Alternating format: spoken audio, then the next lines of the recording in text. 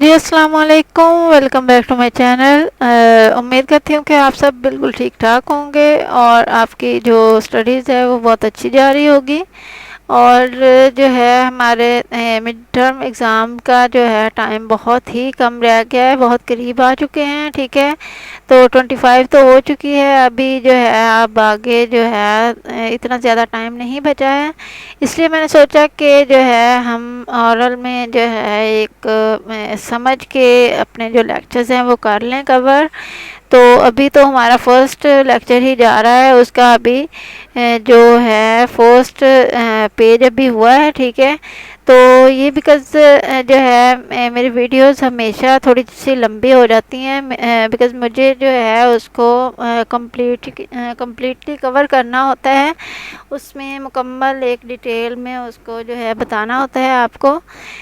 इस तरह से अगर वैसे ही बता दिया जाए तो उसका कोई फ़ायदा नहीं होता। ठीक है, तो अगर उसको मुकम्मल एक समझ के कर लिया जाए तो वो बाद में जो है अपनी वर्डिंग में लिखना भी इजी हो जाता है। इसलिए जो है मैं ये चाहती हूँ कि मैं इसको जो है मुकम्मल डिटेल में इसको करूँ। आप मेरी वीडियो जो है अगर आपको स्लो लगे तो आप उसको जो है थोड़ा मोमेंट उसकी जो है तेज़ करके भी उसको ले सकते हैं। ज़ाहिर है यूट्यूब पे आपका जो है ऑप्शन मिलता है। ठीक है, अगर आप डाउनलोड करके भी करना चाहते हैं तो भी आप जो है अपने सॉफ्टवेयर में जो है आप कर सकते हैं इजीली उसको कवर। उसमें तो और भी ज़्यादा जो है हाई स्पीड हो जाती है। ठीक है, तो इस तरह से आपने करना है। और जो चलें जी, अब वीडियो स्टार्ट करने से पहले मेरी रिक्वेस्ट है कि आप मेरे चैनल सब्सक्राइब कर लें और बेल आइकन को प्रेस कर लें और वीडियो को लास्ट तक लाजमी देखें और जो है इसको लाइक करें, शेयर करें। ठीक है, तो चलिए जी स्टार्ट करते हैं। हमारा है MDT 402 का लेक्चर 1 का पार्ट 2 है। ठीक है, हम पार्ट 1 में हम जो है ये यहाँ तक कवर कर चुके हैं। ठीक है, पार्ट 2 में हम यहाँ से कर रहे हैं स्टार्ट। ये है हमारी इनडायरेक्ट कॉस्ट, ओवरहेड कॉस्ट। ठीक है, इसको इसके 2 नेम्स हैं, इनडायरेक्ट कॉस्ट और ओवरहेड कॉस्ट। अब जो है ये हमारे जो है ऑप्शंस जो होते हैं MCQs उसमें भी आ सकता है। What is the second name of indirect cost, तो वो ओवरहेड होगा। और अगर इसका भी कर सकते हैं कि what is the second name of overhead cost. ठीक है, तो बिकॉज ये दोनों नेम्स हैं। ठीक है, आपने इन दोनों को जो है अच्छे से देखना है, ये आपने याद रखना है। ये एक समझ लें कि एक मुफ्त का नंबर, लेकिन ये है कि इसको समझना, इसको समझ के पढ़ना जो है बहुत ज़्यादा लाजिम है। ये बुक है ही ऐसी, अगर इसको वैसे ही आप रट्टेबाजियाँ लगाने की कोशिश करेंगे तो आप कभी भी इसमें कामयाब नहीं हो सकते। ये बेसिकली मेरी अपनी भी बुक है, लेकिन ये है कि मैं ये जो है समझती हूँ कि अगर मुझे समझ आती है सारी चीज़ों की, वो मैं आपको भी करवा दूँ। बेसिकली ये ना मैं हर बुक जो भी कोई सब्जेक्ट हो, कोई भी जो भी ऐसा टॉपिक होता है, वो मैं खुद को ऐसे समझा रही होती हूँ, बहुत सारी एग्जांपल्स मैं क्रिएट कर रही होती हूँ। तो इस तरह से ये है कि आप एग्ज़ाम्पल्स जो होती हैं उनसे आप ज़्यादा सीखते हैं। आपको जब एक एग्ज़ाम्पल के ज़रिए से जब आप सीख रहे होते हैं, आपको जब अगर कुछ मेन वर्डिंग उसकी याद ना रहे, जैसे आपने बुक में पढ़ रही होती है, ठीक है, आपको वो जो होती है एग्ज़ाम्पल्स वो याद रहती हैं। आप उनके रिलेटेड जो है उसका कॉन्सेप्चुअल आपका जो होता है वो क्लियर हो चुका होता है। ठीक है, आप कॉन्सेप्चुअल वर्ड्स में जो है आप आगे वहाँ पर लिख सकते हैं जी। तो यहाँ पर अब स्टार्ट करते हैं, काफ़ी सारा टाइम हो चुका है। तो यहाँ पर है इनडायरेक्ट कॉस्ट और overhead cost. And indirect cost is और overhead cost is cost that is include in the course of producing product or rendering a service, but which cannot be traced in the product or service in full। अब यहाँ पे ये है कि indirect cost में जो है ये दो चीज़ें जो हैं ये ऐड नहीं होती हैं, ट्रेस्ड और प्रोडक्ट सर्विस को इन फुल जो कॉस्ट्स होती हैं वो उसमें जो है वो ऐड नहीं होती है। जस्ट इसमें जो है उसकी रेंडरिंग, प्रोड्यूसिंग और ये सारी की सारी जो चीज़ें हैं यही आती हैं, ठीक है। और अब यहाँ पर expenditure incurred on labor, material or other services which cannot be economically identified with a specific cost product or service cost unit, ठीक है। तो जी, तो यहाँ पर हम थे, यहाँ पर है हमारी ये है expenditure include on labour, material और other services which can not be economically identified with a specific cost product और तो ये इसमें जो है ये सारी की सारी जो चीज़ें हैं ये होती हैं, ठीक है। लेबर और मटेरियल कॉस्ट जो है वो जो है इसमें नहीं होती है, उसमें इकोनॉमिकली जो है वो आइडेंटिफाई। और यहाँ पर जो है examples include wages of supervisor, cleaning material and workshop insurance, ठीक है। तो अब ये है कि वेजेस ऑफ सुपरवाइज़र, जो सुपरवाइज़र है उसके लिए कौन कौन सी चीज़ें हैं वो जैसे कि उसके जो है सुपरवाइज़र के लिए कोई चेयर टेबल वगैरह जो है वो कॉस्ट जो है वो उसकी उसमें ऐड नहीं की जाती है, ठीक है। और उसके बाद जो है ये क्लीनिंग मटेरियल है कि जो भी क्लीनिंग मटेरियल होगा वो उसमें ऐड नहीं किया जाएगा। उसके बाद वर्कशॉप इंश्योरेंस जो होती है उसको भी उसमें ऐड नहीं किया जाता है, ठीक है। ये सारी की सारी जो चीज़ें हैं ये इनडायरेक्ट कॉस्ट और ओवरहेड कॉस्ट ये इसमें आ जाती हैं। और यहाँ पर ये है एक टेबल दिया हुआ, यहाँ पर है हमारे पास ये मैटर लिखा हुआ है। आपको जो है बहुत सारे लोगों को कंफ्यूजन होगी, ठीक है। ये मैटर नहीं है एक्चुअली, ये है मटेरियल। इसको थोड़ा शॉर्ट करके लिखा हुआ है, यहाँ डॉट लगाना चाहिए था, उन्होंने नहीं लगाया हुआ, ठीक है। तो ये है हमारा मटेरियल कॉस्ट, ये यहाँ पर आप देख सकते हैं ये डायरेक्ट मटेरियल कॉस्ट, ठीक है। ये वाली है मटेरियल और उसके बाद है लेबर है और फिर है अदर और यहाँ पर टोटल है। अब ये है मटेरियल कॉस्ट है, यहाँ पर डायरेक्ट मटेरियल कॉस्ट और उसके बाद है जो मटेरियल कॉस्ट इनडायरेक्ट है, ठीक है। तो ये मीन्स जो है हमारे पास इनडायरेक्ट जो मटेरियल है ये हम अभी जो कर चुके हैं इनडायरेक्ट मटेरियल और ये है डायरेक्ट मटेरियल, ठीक है, वही वाला है। और उसके बाद ये लेबर डायरेक्ट लेबर है और ये इनडायरेक्ट लेबर है। इनडायरेक्ट लेबर क्या होती है? इनडायरेक्ट लेबर वो होती है जो कि आपका सर्विसेज का काम कर रही होती है, जैसे कि आपके कोई ट्रक वगैरह जा रहे हैं, कोई आपके जो प्रोडक्ट्स लेके, ठीक है, वो इनडायरेक्ट है आपकी, ठीक है। और उसको जो है आप उसमें जो शामिल नहीं कर रहे होते हैं, उसमें ऐड नहीं कर रहे होते वो कॉस्ट को, ठीक है, वो अलग सी कॉस्ट होती है। जो अंदर काम कर रहे होते हैं आपकी जो लेबर होती है वो होती है डायरेक्ट लेबर, ठीक है। और यहाँ पर अदर है, डायरेक्ट है, उसके बाद इनडायरेक्ट है, ठीक है। तो ये आप अभी यहाँ पर पढ़ चुके हैं कि इसमें डायरेक्ट क्या होती है और इनडायरेक्ट क्या होती है, ठीक है। और यहाँ पर ये टोटल है, यहाँ पर ये हो जाती है प्राइम कॉस्ट है ये बिकॉज डायरेक्ट होती है टोटल। और ये इनडायरेक्ट जो होती है ये फैक्ट्री कॉस्ट होती है। फैक्ट्री का मतलब होता है फैक्ट्री में ही जाहिर है ये सारी की सारी चीज़ें होती हैं। अदर में ये आ जाते हैं सुपरवाइज़र वेजेस भी आ जाते हैं और उसके बाद जो है क्लीनिंग मटेरियल भी आ जाता है, वर्कशॉप इंश्योरेंस भी आ जाती है। लेबर में जो है जो लेबर आपकी बाहर काम कर रही है, ठीक है, वो सारी की सारी लेबर जैसे बाहर जैसे मैंने अभी बताया कि कोई ट्रक है, कोई आपकी जो व्हीकल है जो कि आपका जो मटेरियल वगैरह लाने में और ये सारी की सारी जो चीज़ें बाहर का काम करने में जो हेल्पफुल हो रहे होते हैं वो इनडायरेक्ट होते हैं लेबर, ठीक है। और उसके बाद जो है इनडायरेक्ट मटेरियल जो है ये होता है, और इनडायरेक्ट मटेरियल में भी वो जो बाहर से जो भी चीज़ें हो रही होती हैं वो सारी की सारी इनडायरेक्ट मटेरियल होता है, ठीक है। उसके बाद जो अंदर भी कुछ चीज़ें होती हैं जैसे कि हाँ जी, तो यहाँ पर है हमारे पास प्राइम कॉस्ट, ये है direct material plus direct labour plus other direct production cost, ठीक है। ये है direct material, direct labour plus direct जो है अदर जो है हमारी अदर डायरेक्ट प्रोडक्शन है, ठीक है। और ये होती है हमारी प्राइम कॉस्ट, ठीक है।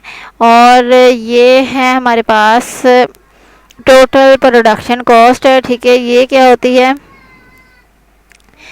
प्राइम कॉस्ट, और प्लस इसमें होती है फैक्ट्री ओवरहेड कॉस्ट और प्लस टोटल प्रोडक्शन कॉस्ट, ठीक है।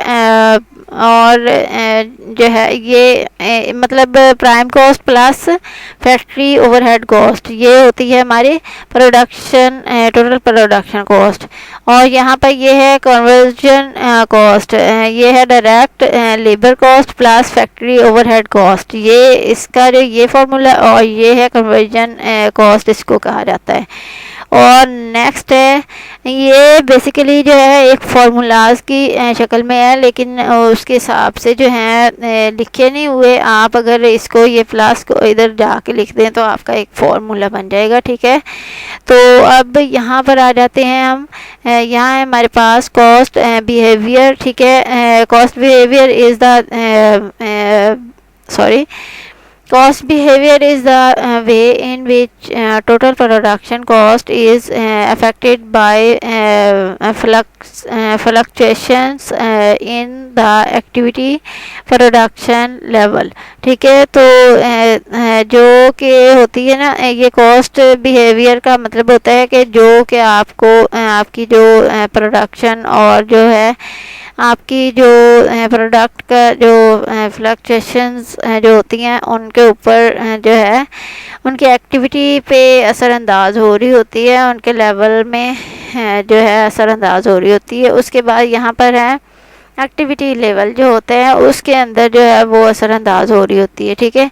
अगर एक को जो है चीज़ जैसे बहुत ज़्यादा हाईली जो है कॉस्ट पे बन रही है तो उस पे अगर आप कर रहे हैं तो वो जाहिर है अब जो है उसकी कॉस्ट ऑफ सेलिंग जो है वो भी ज़्यादा होगी, तो फिर वो जो है आप ज़्यादा लोगों तक नहीं पहुंचा सकते हैं। आप उस जगह पे पहुंचाएंगे जहां पर लोग जो हैं इजीली उसको बाय कर सकें, ठीक है।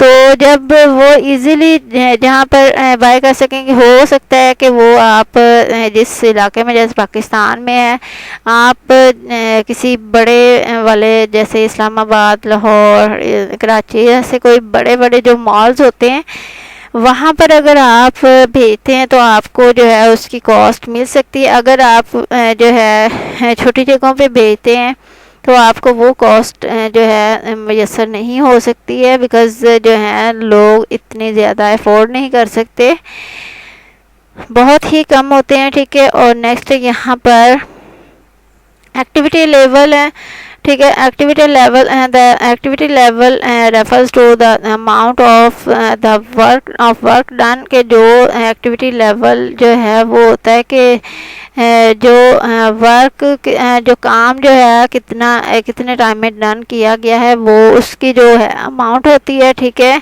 और the number of events that have awkward, कि उसमें जो है बहुत सारी चीज़ें जो हैं वो नज़र आती हैं डिपेंडिंग ऑन सर्कमस्टेंसेस द कि उसके ऊपर जो है उसमें बहुत सारी जो चीज़ें वाज़ेह हो रही होती हैं वो उन पे डिपेंड करता है एक्टिविटी लेवल, ठीक है। द लेवल ऑफ एक्टिविटी में refer to the volume of production, के वॉल्यूम प्रोडक्शन पे जो है ये एक्टिविटी लेवल जो है वो रेफ़र कर रहा होता है। इन पीरियड एक एक जो ख़ास पीरियड टाइम जो होता है उसमें, ठीक है, the number of items sold, जितनी जो नंबर जितनी आइटम्स जो हैं वो सॉल्ड हो चुकी हैं, सेल हो चुकी हैं। The value of items sold, के जो आइटम जो हैं वो सॉल्ड हो चुकी हैं, सेल हो चुकी हैं, उनकी वैल्यू क्या रही है, ठीक है। The number of invoices issued, के जो आपकी जो प्रोडक्ट्स सेल हो चुकी हैं उनके इनवॉइस जो है कितने इशू हो चुके हैं, ठीक है। The number of invoices received, the number और यूनिट्स ऑफ इलेक्ट्रिसिटी कंज्यूम्ड, ठीक है। तो यहाँ पर जो है नंबर ऑफ इनवॉइसेस रिसीव्ड, जो इनवॉइस जो है रिसीव्ड हो चुके हैं। यहाँ पर इनवॉइस इशूड मीन्स एक जो है एक वो जैसे बायर जो है आपका कस्टमर, वो आता है, आके आपसे जो है चीज़ लेता है, आप उसका इनवॉइस बना चुके हैं, ठीक है। अब उसकी अगर मर्ज़ी बदल जाती है अगर तो वो उस इनवॉइस को भी छोड़ के और उस चीज़ को छोड़ के जा भी सकता है, ठीक है।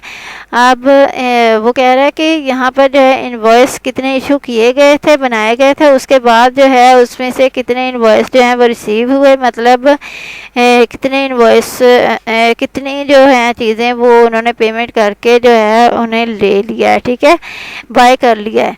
उसके बाद यहाँ पर है द नंबर और यूनिट्स ऑफ इलेक्ट्रिसिटी कंज्यूम्ड, के उसमें जो है कितने यूनिट्स हैं जो कि इलेक्ट्रिसिटी को कंज्यूम कर रहे हैं, ठीक है।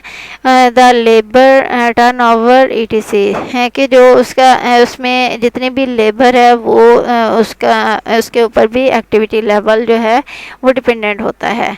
और यहाँ पर है basic principle, the basic principle of cost behaviour is that as the level of activity rises, ठीक है। तो यहाँ पर है कि basic principle of cost behaviour जो होता है वो as a level of activity rises जो होता है, और ठीक है। तो नेक्स्ट है हमारे पास कॉस्ट विल यूजुअली राइज, जो हमेशा जो कॉस्ट होती है बहुत दफ़ा राइज़ कर रही होती है, राइज़ मीन्स ज़्यादा हो जाती है, ठीक है। For example it will cost more to produce 500 units of output than it will cost of to produce 100 units.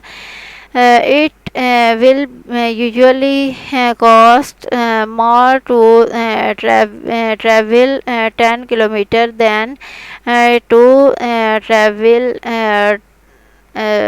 2 kilometre, ठीक है। तो जो लोग उस प्रोडक्ट को लेके जा रहे होते हैं, फैक्ट्री वाले तो उनके साथ ही डील कर रहे होते हैं ना, ठीक है। तो आगे जो लोग लेके जा रहे हैं वो इतने जो किलोमीटर्स के हिसाब से जो उनका पेट्रोल भी यूज़ हो रहा है वो उन्होंने जो है व्हीकल का जो किराया वगैरह भी देना होता है, ठीक है। और उनका टाइम भी लग रहा होता है वहाँ से अपनी जगह पहुँचने में। तो वो सारा कुछ मिला के वो फिर अपना एक जो है अपनी प्राइस बना रहे होते हैं, ठीक है। तो यहाँ पर है ये although the principle is based on the common sense, ठीक है। तो यहाँ पर जो है प्रिंसिपल उसके कॉमन सेंस पे जो है बहुत ज़्यादा मुनहसर होता है। What the cost accountant has to determine, ठीक है। अब जो है अकाउंटेंट की जो कॉस्ट है वो उसमें बहुत ज़्यादा डिटरमिन कर रही होती है, ठीक है। तो फॉर ईच कॉस्ट एलिमेंट्स, जो जितने भी कॉस्ट के एलिमेंट्स होते हैं, whether which cost rises by how much the change in activity level, ठीक है। जो भी उसकी प्राइस है वो राइज हो रही है, अप हो रही है, ज़्यादा हो रही है, ठीक है। उसका जो है चेंज एक्टिविटी लेवल पे कितना आ रहा है, ठीक है। तो वो सारा कुछ जो होता है वो बेसिक प्रिंसिपल में आता है। नेक्स्ट है हमारे पास base division of cost by its behaviour. Basically the cost of production has two behaviours. यहाँ पर हैं इसके जो टू बिहेवियर्स हैं, फिक्स्ड कॉस्ट है, वेरिएबल कॉस्ट है। और यहाँ पर है ये fixed cost, it is cost which tends to be constant by increase or decrease in the activity level। ठीक है। अब यहाँ पर क्या कहा जा रहा है कि the graph shows that the cost remains fixed regardless of the volume of output। Examples include salary of production manager monthly or annual, insurance premium of factory workshop, depreciation on straight line method। ठीक है। तो यहाँ पर हम देख लेते हैं कि यहाँ पर है वॉल्यूम ऑफ आउटपुट। ठीक है। तो ये आउटपुट है और यहाँ पर ये उसकी प्राइसेस हैं। ठीक है। तो अगर यहाँ पर आउटपुट है 100 और ये प्राइसेस इसकी हो जाएंगी यहाँ पर जो है ये इसके हिसाब से ये हो जाएंगी 3000। और इसी तरह से जो है आगे आगे हर चीज़ जो है वो आप हो रही है। ये 200 है, फिर ये है 300, ये 400 है। ये इस तरह से ये एक साइड पे जा रही हैं। ठीक है। और यहाँ पर ये है हमारे पास variable cost. variable cost is cost which tends on to vary directly with the change in activity level। The variable cost per unit is the same amount for each unit produced, whereas total variable cost increases as volume of output increases। ठीक है।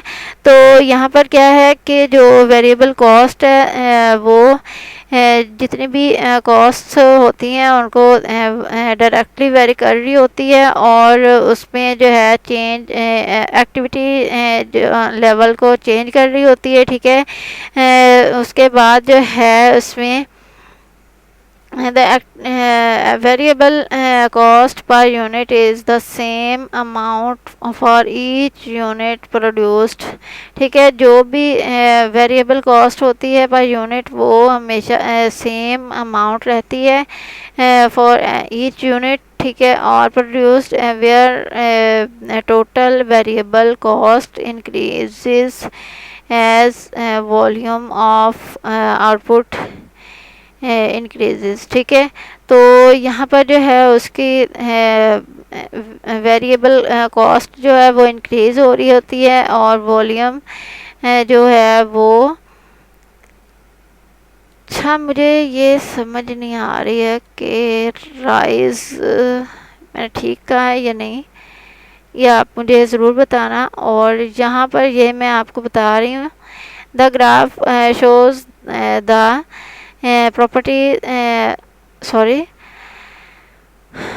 proportionate increase in the cost by the increase in the activity level।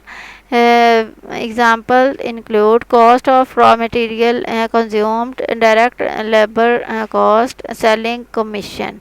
यहाँ पर अब ये है कि graph और variable cost. अब यहाँ पर ये वॉल्यूम ऑफ आउटपुट है, ये 100 और यहाँ से जो है ये कॉस्ट है और ये यहाँ से स्टार्ट होती 1000 से आगे जो है आगे यहाँ से चलती जाती है। ये हो गया हमारे पास 100 उसकी आउटपुट है, उसके बाद ये 200, उसके बाद ये 3 और ये 4। इस तरह से जो है आगे इस तरह से जारी रहती है।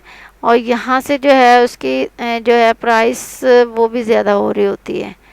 ये 4000 हो गए, यहाँ पर है ये 1000, यहाँ पर ये तकरीबन 2000 से ऊपर है, अबव है। और यहाँ पर ये जो है ये 4 हो गया। इसी तरह से ये सारे ये अब ये वाले जो है ये तकरीबन आई थिंक ये 4 या उससे ऊपर है। ठीक है। और यहाँ पर आगे हम देखते हैं further division of cost behaviour. Step fixed cost और यहाँ पर है semi variable cost. Step fixed cost. A step fixed cost is the cost which is constant for a specific range of activity and rises to a new constant level once the range exceeds the range over which the fixed cost remains constant is known as the relevant range। ठीक है, तो यहाँ पर ये होता है कि जो हमारी जो कॉस्ट होती है वो कांस्टेंट होती है स्पेसिफिक रेंज ऑफ एक्टिविटी के लिए और जो है राइज कर रही होती है न्यू कांस्टेंट लेवल की तरफ और जो है उसमें जो है रेंज एक्सीड हो रही होती है। ठीक है, the range over which is the fixed cost remains constant is known as the relevant range। ठीक है, तो जो भी उसमें जो फिक्स होती है जो उसकी कॉस्ट होती है, ठीक है, वो हमेशा कांस्टेंट रहती है और उसकी एज द रेलिवेंट रेंज के उसके जो रेलिवेंट रेंज के मुताबिक।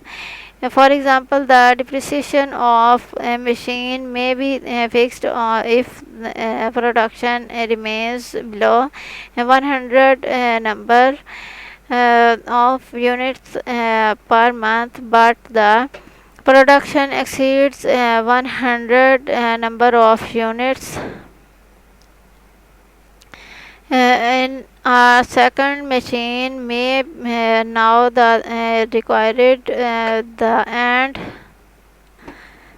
the cost of depreciation would go up a step. Other examples include rent of workshop in a case of increase in the production on needs to rent one or more workshop। अब ये है कि यहाँ पर fixed step fixed cost जो है उसमें होता क्या है एक्चुअली कि एक जो कंपनी है, ठीक है, वो एक जो है 100 थिंग्स बना रही है, लेकिन ये है कि उसकी जो है प्रोडक्शन वो एक्सीड कर गई है, ज़्यादा हो गई है। ठीक है, 100 नंबर्स जो है वो ज़्यादा हो गई है।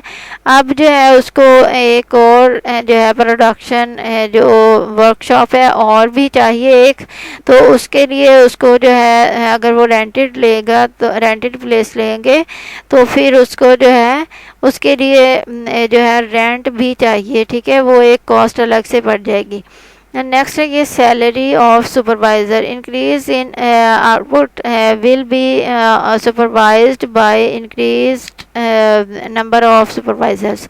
अब जाहिर सी बात है कि जब वर्कशॉप जो है वो ज़्यादा हो जाएंगी तो फिर उसमें जो है सुपरवाइज़र भी और भी आएंगे और उनकी भी सैलरी होगी। ठीक है, अब इसमें जो है पहले तो उसका जो है प्रोडक्शन के लिए जो न्यू एक प्लेस ले रहे हैं वर्कशॉप के लिए उसका रेंट हो गया और उसके बाद उसके लिए अलग से जो है सुपरवाइज़र भी चाहिए तो वो भी हो गए। अब उनकी जो है सैलरी और उनके जो है वेजेस जो है वो सारे के सारे उसमें आ जाएंगे। और नेक्स्ट है ये हमारे पास semi variable cost. It is also known as mixed cost. It is, अब ये देखें, अब ये इसका सेकंड नेम भी आ गया मिक्स्ड कॉस्ट। ठीक है, ये अब जो है आपके MCQs में आ जाएगा। It is cost which is partially fixed and partially variable. It is in fact the mixture of both behaviours. तो यहाँ पर ये है कि इसमें जो हमारी है जो कॉस्ट है वो पार्शली जो है वेरिएबल को के साथ फिक्स होती है। ठीक है, और it is an fact of in fact the mixture of both behaviours के जो जितने भी बिहेवियर्स होते हैं उनका मिक्सचर होती है। एग्जांपल्स होती हैं इसमें कौन कौन सी, यूटिलिटी बिल्स, ठीक है। There is a fixed line rent plus charges of for units consumed, कि इसमें जो कि एक हुकूमत की तरफ से पर यूनिट जितना चार्ज करना होता है वो ही उतना ही रहता है, ठीक है। और ये यूटिलिटी बिल्स जो होते हैं वो जितने आपने जो है वो यूनिट्स यूज़ किए हैं उसके हिसाब से आपका जो है बिल आ रहा होता है, यूटिलिटी बिल, ठीक है। नेक्स्ट है ये सेल्समैन सैलरी, ये there is a fixed monthly salary plus commission per unit sold. अब यह है कि जो सेल्समैन होता है उसकी सैलरी होती है और जो कि फ़िक्स होती है और साथ में जो है उसको कमीशन भी दिया जाता है एक चीज़ जो है उसको सेल करने के लिए, ठीक है। पर यूनिट जो है उसको दिया जाता है।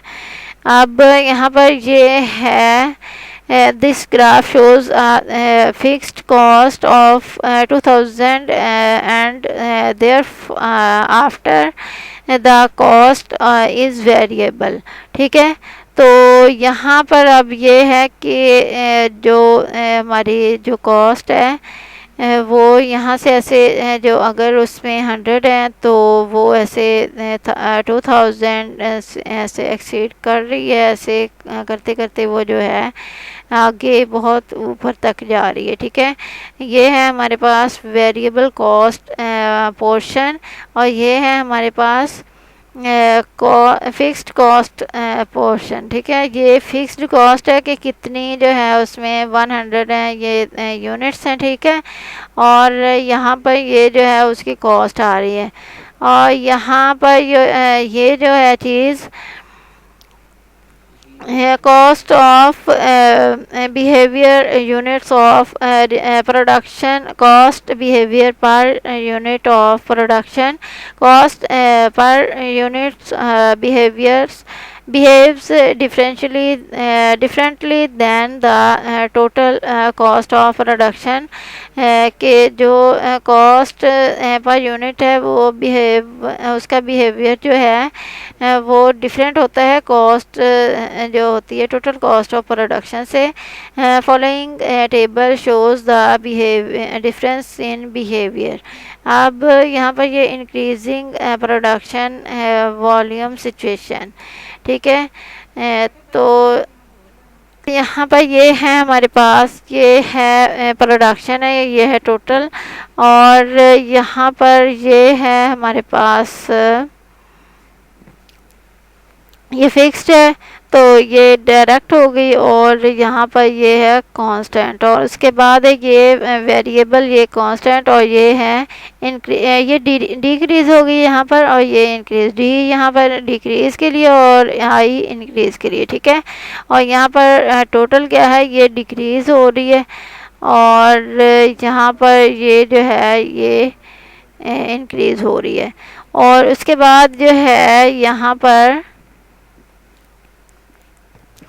डिक्रीजिंग प्रोडक्शन वॉल्यूम सिचुएशन, ठीक है। यहाँ पर भी वही चीज़ है लेकिन ये है कि उसमें थोड़ी सी चेंजिंग है, फिक्स्ड है उसमें इंक्रीज़ हो रही है और ये जो है कांस्टेंट है। यहाँ पर ये है वेरिएबल कांस्टेंट है और ये डिक्रीज़ हो रही है तो ये होगी इंक्रीज़ और यहाँ पर टोटल और यहाँ पर ये होगी डिक्रीज़, ठीक है। तो increase or decrease in production volume causes no charge or to the variable cost per unit. It remains constant assuming there is no rebate in case of bulk purchase and the labor receives constant rate despite change in production volume, ठीक है। तो यहाँ पर मैं और कौन सी चीज़ है, हाँ अब यहाँ पर समझने वाली जस्ट ये एक चीज़ है, ठीक है। तो ये हम कर लेते हैं, आई थिंक ये हमारा कंप्लीट हो रहा है, ठीक है, कंप्लीट हो चुका है हमारा ये लेक्चर। अभी ये है हमारे पास ये एक एग्जांपल है, ये टोटल फिक्स्ड कॉस्ट है, ये हमारे पास 4000 है और पर यूनिट वेरिएबल कॉस्ट ये है 3 और उसके बाद ये cost per unit at different activity level ये 1000 2000 और 4000 एंड 5000। ठीक है, तो अब यहाँ पर ये है कि ये ऊपर एक जो है लाइन इसमें कहा गया है कि ये 1000 यूनिट्स जो है, ठीक है, तो ये 1000 हो गया, यही वाला जो है ये यहाँ लिखा है, ये 2000 और ये 4000 ये 5000 और यहाँ पर ये टोटल कॉस्ट और उसके बाद नीचे जो है ये पर यूनिट।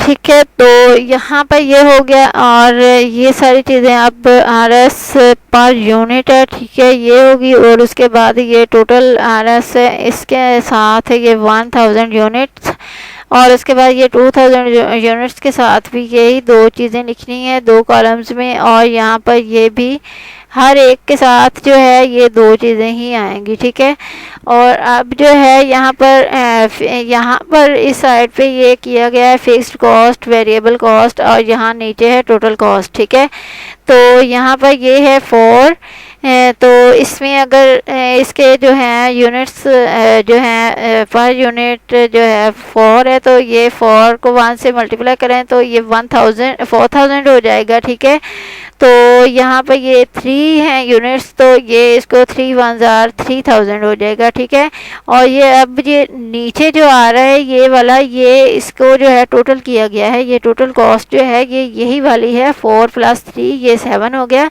ये 4 + 3000 जो है ये हो गया 7000। ठीक है, अब यहाँ पर जो है ये 2 हैं इसके पर यूनिट, तो ये 2 जार 4000 हो गया। अब ये 3 हैं यहाँ पर यूनिट्स, तो ये 3 2 जार 6000 हो गया और ये इनको टोटल किया तो ये 5 हो गया और यहाँ इनको टोटल किया तो ये 10000 हो गया। यहाँ पर ये है पर यूनिट ये 1 है ये, ठीक है, ये 1 को मल्टीप्लाई करें तो ये 4000 हो गया और ये 3 को 4 से मल्टीप्लाई करें तो 12000 हो गया और ये जो है टोटल 3 + 1 4 हो गया और यहाँ पर ये 12 + 4 है ये 16000 हो गया और यहाँ पर ये है हमारे पास 0.8 और ये है 3। ठीक है, तो 0.8 जो है ये हमारे पास 4 हो गया। ठीक है, तो उसके बाद ये है 5000 यूनिट्स हैं। ठीक है, तो जब इसमें से जो है कुछ कम किया बिकॉज़ ये 0.8 है तो उसमें जो है 1000 जो है वो कम हो जाएगा। ठीक है, तो उसके बाद जो है ये बच जाएगा 4000 और उसके बाद इसको हम करके एक दफ़ा जी, तो यहाँ पर हम करके देखते हैं एक दफ़ा 0.8 मल्टीप्लाइड बाय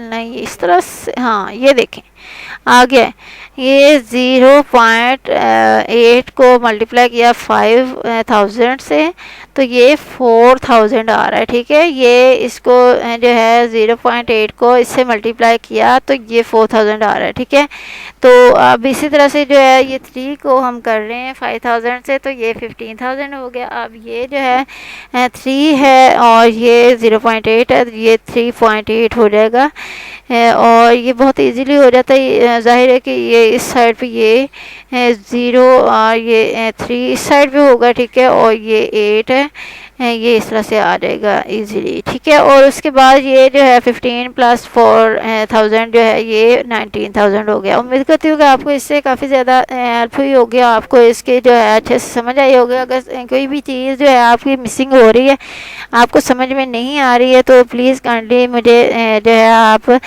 कमेंट सेक्शन में जो है आप मुझसे क्वेश्चन कर सकते हैं। आप मुझसे जो है जो है कोई भी क्वेश्चन जो है वो कर सकते हैं, और अगर मुझसे कोई मिस्टेक हो रही है तो वो भी आप मुझसे क्लियर कर सकते हैं, मुझे बता सकते हैं आप। और जो है आप मेरे इंस्टाग्राम पे क्वेश्चन कर लें और मैं आपको नाइट टाइम में ही आंसर करूँगी, बिकॉज़ डे टाइम में मैं थोड़ी जो है नहीं होती हूँ।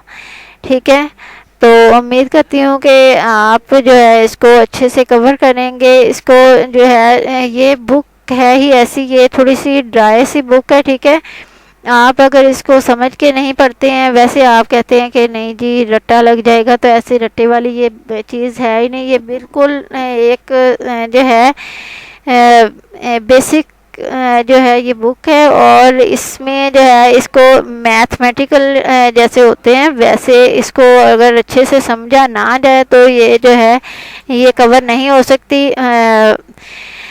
उम्मीद करती हूँ कि आपको ये सारी की सारी जो चीज़ें हैं ये अच्छे से समझ आई होंगी। टेक केयर एंड अल्लाह हाफिज़, मिलते हैं नेक्स्ट लेक्चर में।